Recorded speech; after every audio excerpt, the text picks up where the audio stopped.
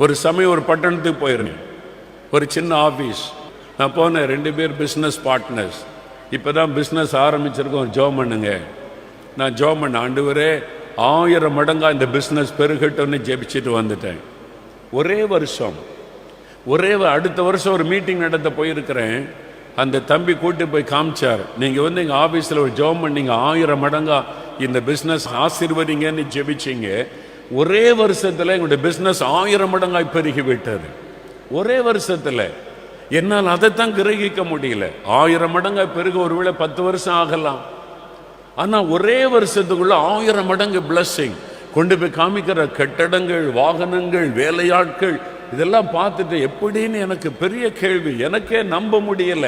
நான் தான் ஜெபம் பண்ணேன், அந்த வார்த்தை ஆண்டவர் வைத்தார், ஆசீர்வதித்தது கர்த்தர். எப்படி 1000 மடங்கு ஒரே வருஷத்துக்குள்ள இப்படி பிஸ்னஸ் பெருசாச்சு எனக்கு விளங்க முடியல. நான் யோசித்துக்கிட்ட வந்தேன். என்ன கார் பக்கத்தில் வந்து என்னை காரில் ஏற்ற வந்த போது அந்த தம்பி சொன்னாங்க, நாங்கள் 2 பேர் பார்ட்னரு, இந்த பிஸ்னஸ் ஆரம்பிக்கும் போது ஒரு தீர்மானம் பண்ணோம். என்ன தீர்மானம் பண்ணீங்க? இயேசுவை பார்ட்னராக சேர்த்துக்கொள்ளலாம். இயேசுவை இந்த பிஸ்னஸில் பார்ட்னராக சேர்த்துக்கொண்டு லாபத்தில் 51% இயேசுவுக்கு. எல்லாம் கவனிங்க, உண்மையாக நடந்தது. அவர் சொன்னார், இயேசுவை பார்ட்னராக சேர்த்து லாபத்தில், வரக்கூடிய லாபத்தில் 51% இயேசுவுக்கு அவருடைய ஊழியத்தை கொடுத்துடணும். 49% நம்ம 2 பேரும் ஷேர் பண்ணி கொள்ளணும். அதான் அவருடைய ஒப்பந்தம். இயேசுவை பார்ட்னராக சேர்த்தா அது பெருகாம எப்படி இருக்கும்? அவங்க அதில் உண்மையா இருந்தாங்க. அதுதான் ரகசியம். அல்லேலூயா சொல்லுங்க, அல்லேலூயா. ஆசீர்வாதத்தின் ரகசியத்தை விளங்கி கொள்ளுங்க. இயேசுவை பார்ட்னரா சேர்த்தீங்கன்னா உங்க லாபத்தில் 50% இயேசுவுக்கு கொடுக்குறீங்களா? மேடையில் மட்டும் சாட்சி சொல்லிட்டு போறதில்லை. இயேசு மினிஸ்ட்ரிக்கு பார்ட்னர். பார்ட்னர்னா என்னது?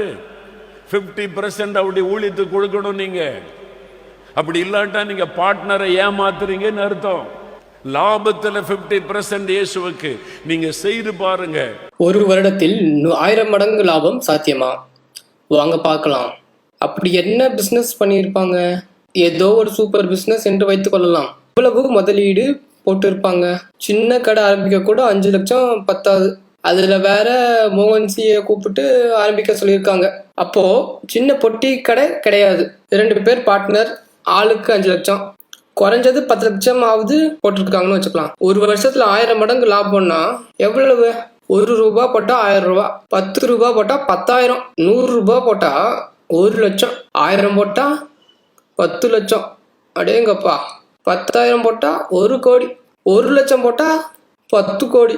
எப்பா, 5 லட்சம் போட்டா 50 கோடி, 10 லட்சம் போட்டா 100 கோடி. அப்போ 10 லட்சம் போட்டு 100 கோடி ஒரு வருஷத்துல. பொய் சொல்ல ஒரு அளவு வேணாமாச்சு? அண்ட புழுகு இல்ல என்னாச்சு இது? ஆகாச புழுகு. இப்படி ஆகாச புழுகு புழுகுறீங்களே. அப்போ ஒரு பைசா கூட போடாம 50 கோடியா ஒருத்தங்கிட்ட வாங்கியிருக்கீங்க. உங்க பிசினஸ் தான் சூப்பர் பிசினஸ் என்னாச்சு? பார்க்கறது மாத்திரம் இல்ல, அதை லைக் பண்ணுங்க. அந்த லைக் சுவிட்சை நீங்க கட்டாயம் நீங்க வந்து கிளிக் பண்ணுங்க. என்ன, அப்பதான் நம்ம வந்து இந்த ட்ரெண்ட்ல வருவதற்கு அந்த லைக்கில் நீங்க வந்து அது ஒரு ஊழியமா செய்யுங்க. மற்ற உங்களுக்கு தெரிஞ்ச குழுக்களுக்கு எல்லாம் நீங்க ஃபார்வர்ட் பண்ணுங்க, ஷேர் பண்ணுங்க.